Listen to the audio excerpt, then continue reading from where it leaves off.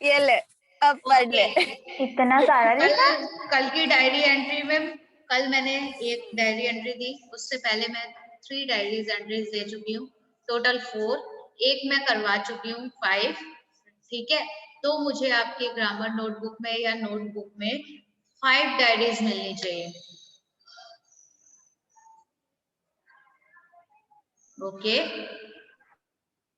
Ma'am मैंने ये teachers day वाली तो रफ में लिखी है, तो मैं थोड़ी देर बाद नहीं, मैंने फेयर बोला तो करके था कि उसे फेयर में कर लेना। और मैंने तो हाँ, वो बहुत ज्यादा होमवर्क था ना, इसलिए थोड़ा चलो लेट हो गया। चलो अब स्टार्ट करते हैं। वो डायरी एंट्री में क्लास में आकर चेक करूंगी सबकी। आज स्टार्ट करते हैं हमारे डायलॉग एंट्री, डायलॉग राइटिंग। ठीक है,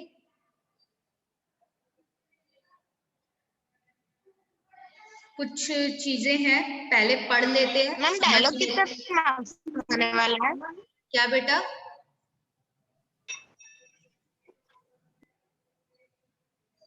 स्टेफी क्या बोल रहे हो?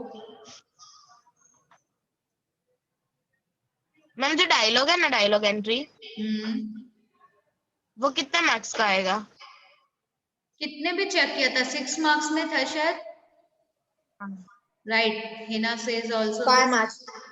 5 था नहीं बेटा, 6 में था।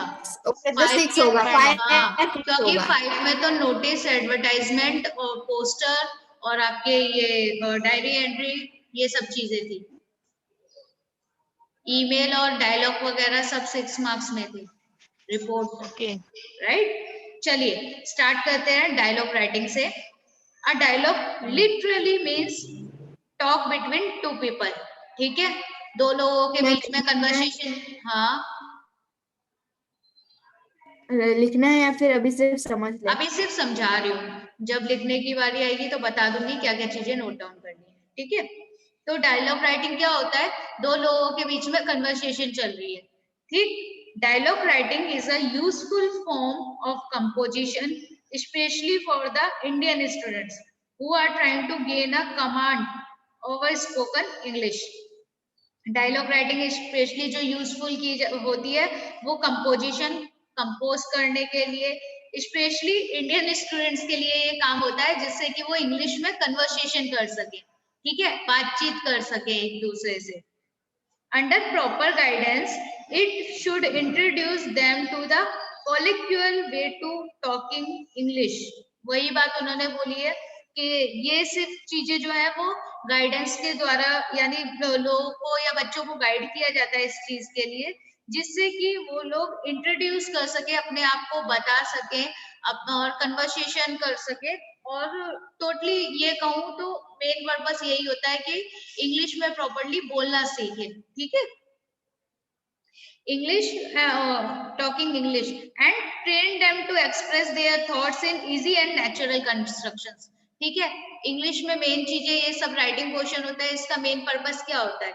इसका मेन पर्पस यही होता है कि हम जो भी हमारे थॉट्स हैं, जो भी हमारे माइंड में ओपिनियंस चल रहे हैं, वो सब चीजें हम अपना इंग्लिश में बता सके, और नॉर्मल वर्ड्स के साथ में वोकेबलरी अच्छे से यूज करके अपने आप को प्रेजेंट कर सके, नेचुरल कंस्ट्रक्शन कर सके, मतलब नेचुरल तरीके से अपने आप को प्रेजेंट कर सके। The spoken English of Indian school students is too often, rather stilted and bookish. सभी को पता है ना, इंडियन स्टूडेंट्स जो मोस्टली होते हैं इंग्लिश के, मैं लैंग्वेज में बात करूं तो सब है ना बुकिश टाइप होते हैं। बुकिश टाइप मतलब वर्ड टू वर्ड लिखो, लर्न करो एंड वर्ड टू वर्ड चेप दो। राइट, यही होता है ना, कॉपी पेस्ट वाला ऑप्शन। लेकिन नहीं, डायलॉग राइटिंग और राइटिंग पोर्शन का मेन पर्पस ही ये होता है कि बच्चों को बुकिश वाला नहीं बनाना है। ठीक है, उन्हें इस तरीके से तैयार करना है, प्रिपेयर करना है कि वो अपने आप को रिप्रेजेंट कर सके इन फ्यूचर में किसी के भी सामने, अपने आप को इंग्लिश में रिप्रेजेंट कर सके। ठीक है, और उस टाइम उन्हें बुकिश की लर्निंग वाली स्किल्स की जरूरत नहीं पड़ेगी। उस टाइम उन्हें उनकी इंग्लिश पावर, यानी इंग्लिश इतनी अच्छी, उनकी वोकेबलरी और बाकी चीजें इतनी अच्छी होनी चाहिए कि वो अपने आप को रिप्रेजेंट कर सके। तो डायलॉग मेन पर्पस सिर्फ यही है कि वो लोग या जिन भी दो लोगों के बीच में कन्वर्सेशन चल रही है वो आराम से अपने आप को इंग्लिश में रिप्रेजेंट करें, ठीक है। वो कन्वर्सेशन ही रही है, हम लोग जो यहाँ पर बातें कर रहे हैं वो भी हिंदी में चल रही है, बट इसी चीज को हम इंग्लिश में कन्वर्ट करते हैं, ठीक है। जो भी कन्वर्सेशन लिखेंगे वो इंग्लिश में लिखेंगे। इसके बाद है owing to fact that they don't have much chance to talking with English knowing people and anything that will help them to acquire naturalness and easy in speaking in a value। और mainly speaking की value को समझना है यहाँ पर कि English, क्योंकि आज की डेट में इंग्लिश जो है वो ग्लोबली लैंग्वेज है, राइट। इन आर कंट्री, अगर हम अपनी कंट्री की बात करें तो कितनी ऐसी स्टेट्स हैं जहां पर आप लोगों को वहां की स्टेट लैंग्वेज नहीं आती होगी, ठीक है, लेकिन वहां फिर भी इंग्लिश बोली जाती है, ठीक। तो इंग्लिश इज अ ग्लोबलिश लैंग्वेज के हर जगह यूज होती है, इसलिए आज के डेट में इंग्लिश सभी को आना एक तरीके से बहुत जरूरी हो गया है, जिससे वो इन फ्यूचर में अपने आप को कह सकते हैं कि अपना फ्यूचर अच्छे से प्रिपेयर कर सके और बना सके। To write a dialogue successfully calls और अ लिटिल ड्रामेटिक पावर। अब यहाँ पर वो लोग बता रहे हैं कि जो डायलॉग्स लिखे जाते हैं वो डायलॉग कैसे होते हैं। एक तो डायलॉग होता है सक्सेसफुली कन्वर्सेशन चल रही है वो, प्लस थोड़ा ड्रामेटिक टाइप का होता है, मतलब आप जो भी हम डायलॉग लिखेंगे वो थोड़ा सा उसमें इमेजनरी आएगा ना, बातें जो भी चलेंगी वो इमेजिन होगा, ड्रामा थोड़ा मिक्स होगा उसमें। For the writer has not only to see both sides of a questions, दोनों साइड से एक दूसरे से बातचीत कन्वर्सेशन चलेंगी तो क्वेश्चंस भी पूछे जाएंगे, but has also to put himself, लेकिन आपको वो क्वेश्चंस लिखने भी हैं और उसके आंसर भी देने हैं। So to speak inside to imaginary person so as to make them express their opposite opinion natural and keeping with their characters। अब यहाँ पर आप लोगों को क्या किया जाएगा, वहां पर आप लोगों को दो पर्सन कन्वर्सेशन करने के लिए इमेजिन करने पड़ेंगे, ठीक है, उनके बीच में क्या बातें चल रही हैं वो आप लोगों को खुद सोचनी पड़ेगी, और अपोजिट पार्टी मतलब जिस टॉपिक पे भी कन्वर्सेशन चल रहा होगा उसका अपोजिट ओपिनियन भी होना चाहिए। ऐसा नहीं है हर चीज में उसे एग्री करना चाहिए, नहीं, डिसएग्री भी करना चाहिए, जिससे कि कन्वर्सेशन हमारी थोड़ी सी लंबी हो सके। A written dialogue should be so composed that it appears to be a spontaneous and impromptu. The reader should not feel that it is a premeditated, stilled and dull। अब यहाँ पर चेकर्स के लिए या चेकिंग जो भी reading करेगा उसको वो इससे ये नहीं लगना चाहिए कि ये बहुत बोरिंग है, ठीक है ना, इसमें कोई भी किसी भी तरह की कन्वर्सेशन कह सकते हैं कि रीडर को ऐसा फील नहीं होना चाहिए कि ये प्रीमेडिएटेड है। प्रीमेडिएटेड मतलब पहले से पढ़ी हुई है, पहले से सबको पता है कि ये कन्वर्सेशन चलती रहती है, ऐसा नहीं, कुछ अलग, कुछ डिफरेंट सोचना चाहिए, ठीक है। At the same time careful preparation is necessary for writing a dialogue. The writer must have the art to conceal his her art। It is not always advisable to make a plan or outline a dialogue before beginning a write, otherwise a dialogue may be rambling or pointless। अब यहाँ पर writer बता रहा है जो भी dialogue लिखने वाला है वो राइटर, ठीक है, वो उसे ये स्किल आनी चाहिए कि उसे डायलॉग्स कैसे लिखने हैं, ठीक है, उसे कैसे कन्वर्सेशन करनी है। कोई भी आपको उस समय बताएगा नहीं, एडवाइस नहीं करेगा, कोई आपको प्लान नहीं बताएगा कि आपको क्या क्या चीजें इस डायलॉग में इंक्लूड करना है, कोई उसकी आउटलाइंस नहीं बताएगा आपको, आपको खुद ये सब चीजें स्टार्ट करनी होगी।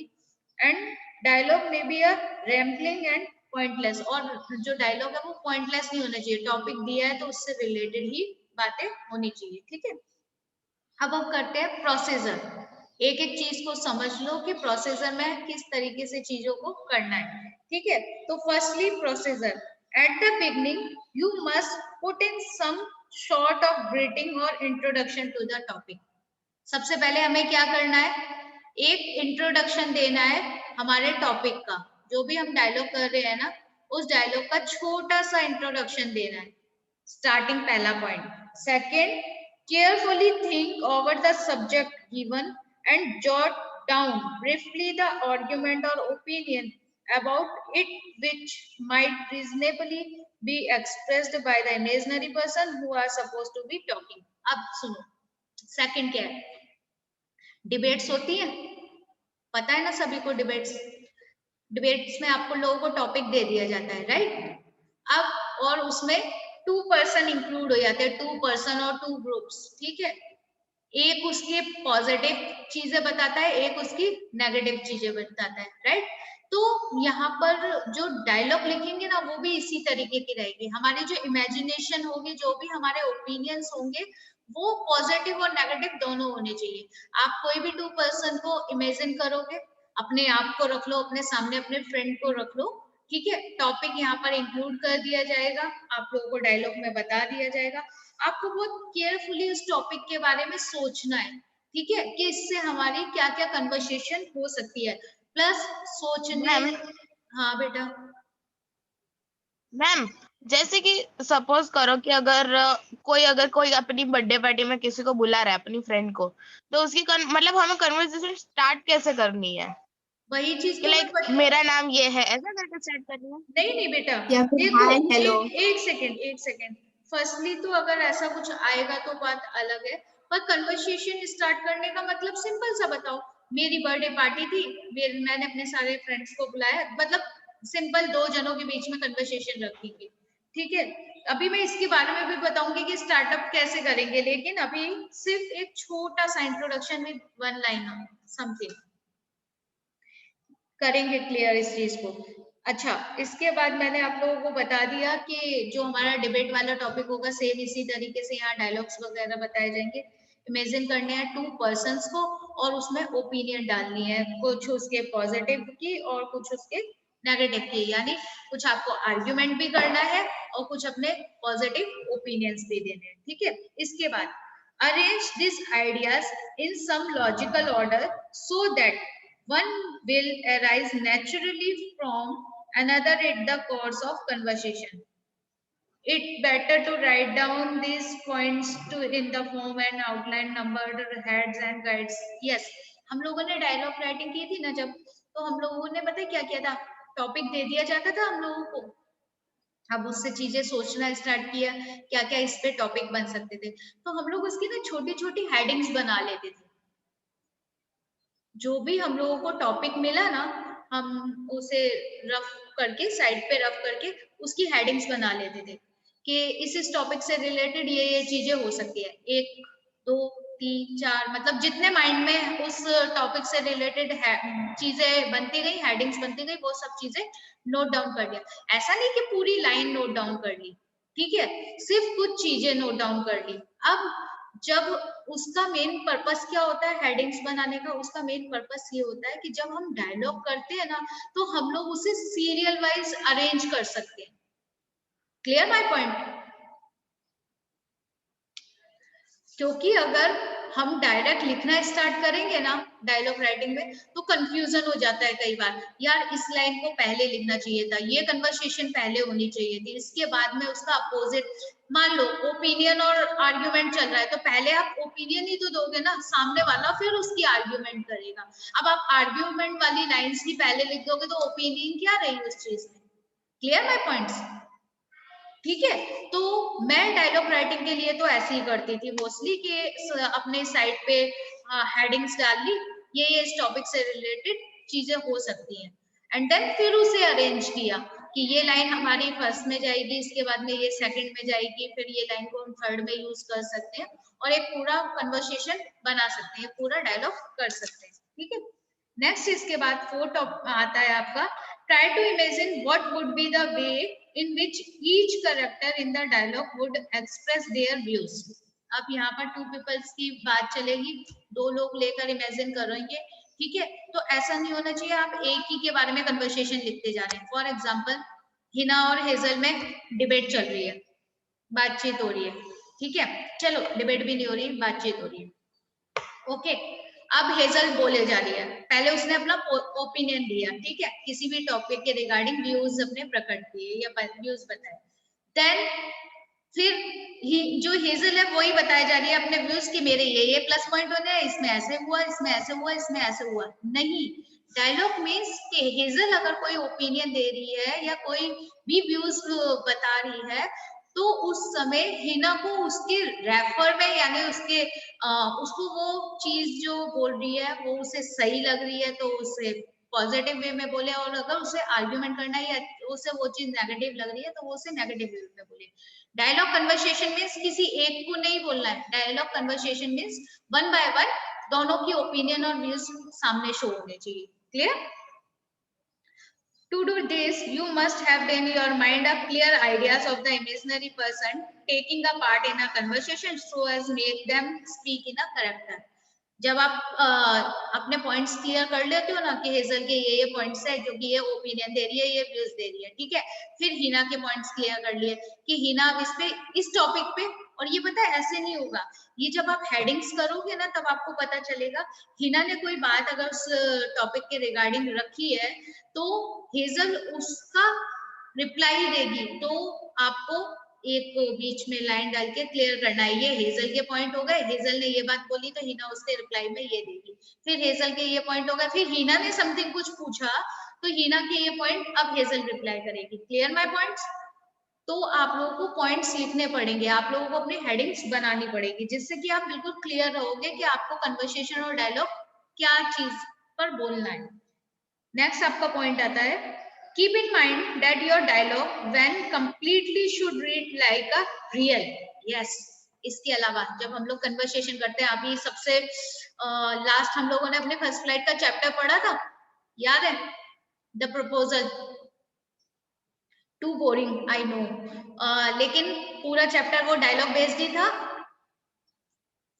ठीक है, उसमें कन्वर्सेशन ही चल रही थी, तो वो बोर था, वो एक अलग मैटर, लेकिन उसमें चीजें देख रहे थे ना कि कैसे पहले डिस्कशन चला चुबोकोव से, चुबोकोव के बाद लोमोव की एंट्री हो गई, लोमोव से फिर उसकी बेटी की एंट्री हो गई, फिर तीनों की कन्वर्सेशन वन बाय वन करके चलती रही। तो हमें भी जब हमारी कन्वर्सेशन या डायलॉग लिखना है ना तो वो बोरिंग नहीं होना चाहिए, पढ़ने के टाइम पे इंटरेस्टिंग लगना चाहिए, ठीक है, जो भी रीडर है, जो भी चेकर है, उसे ये लगना चाहिए कि ये ओरिजिनल है, यानी ये कन्वर्सेशन जो हो रही है वो एक तरीके से बातें प्रेजेंट की जा रही है और ये ओरिजिनल है, कोई भी फालतू की मनगढ़ंत और समथिंग कुछ टॉपिक नहीं है। हम लोगों ने जब द प्रपोजल वाला चैप्टर किया था, आई नो कि वो चैप्टर बोर था, लेकिन डिस्कशन चल रहा था तो हम लोग भी अपने उसी उनके जो वो ड्राइंग रूम था, उतने ड्राइंग रूम में हम लोग भी बैठे थे, ड्राइंग रूम में जो जो हो रहा था वही सब इमेजनरी हमारे माइंड में चल रही थी। एक ड्राइंग रूम था जिसमें चुबोकोव बैठा चाय पी रहा था, लोमोव की एंट्री हो गई, लोमोव और चुबोकोव की बातचीत चल रही थी। तो वो सब चीजें कि आप जब भी कोई कन्वर्सेशन करो ना तो वो ओरिजिनल लगनी चाहिए, किसी भी प्रकार से फेक टाइप नहीं लगनी चाहिए या बहुत ज्यादा इमेजनरी ओवर इमेजनरी नहीं हो जानी चाहिए, ठीक है, कॉन्सेप्ट क्लियर रहना चाहिए। इसके बाद में वो लोग, यस मैम टाइम हो गया है। अभी तक तो हाँ, अरे टाइम को छोड़ना मैम, अभी तक तो हमने ना मतलब ऐसे क्वेश्चंस किए थे कि मतलब जैसे हिना मुझे बर्थडे पार्टी में इनवाइट करी है, पर आपके हिसाब से अभी कैसे क्वेश्चन आएंगे, मतलब कैसी कन्वर्सेशन बनाने के लिए आएंगे, ठीक कोई बेटा, आइडिया? कन्वर्सेशन डिबेट के वे में हो सकती है, यानी आपके कोई भी सब्जेक्ट मैटर कर सकता है, ठीक है, हम लोगों ने जैसे अभी डायरी एंट्री में एग्जीबिशन किया, या फिर कह दूं तो डॉक्टर पेशेंट के बीच में कोई कन्वर्सेशन चल रही है, कोई डायलॉग चल रहा है, या दो फ्रेंड्स के बीच में एग्जाम को लेकर कोई कन्वर्सेशन चल रहा है, बात क्लियर हो रही है ना, या फिर एज अ टीचर और स्टूडेंट के बीच में कन्वर्सेशन चल रहा है, वो सब चीजें क्लियर है। तो अगर टीचर और स्टूडेंट का आया ना तो मैं ऑनलाइन क्लास में जितनी बातें हुई वो सारी लिख के आऊंगी। वेरी गुड पॉइंट, लेकिन वो टीचर और कन्वर्स जो स्टूडेंट का आएगा ना वो मेन किसी सब्जेक्ट से रिलेटेड आएगा ना, जैसे मान लीजिए आपकी क्या बताऊं, स्विमर टीचर हो गई, कोई आपको स्विम करवा रहा है, वो टीचर और कन्वर्सेशन हो गई, तो उसमें चीजें क्या क्या आएंगी उस तरीके से आपको डिस्कस करना पड़ेगा। कोई कंप्यूटर टीचर के रिलेटेड आया कि आपको लैब में जाके क्या क्या सीखना पड़ा, वो सब चीजें। क्लियर? क्लास को यही खत्म कर रही हूँ, आगे की बातें क्लास में करेंगे। Okay hazel? Okay ma'am. Okay बेटा, अटेंडेंस चारों तो मुझे यही दिख रहे हो, क्या अटेंडेंस लो है, ठीक है, Steffi, Hazel, Hina, Kavyansh, okay bye बेटा। Okay bye bye.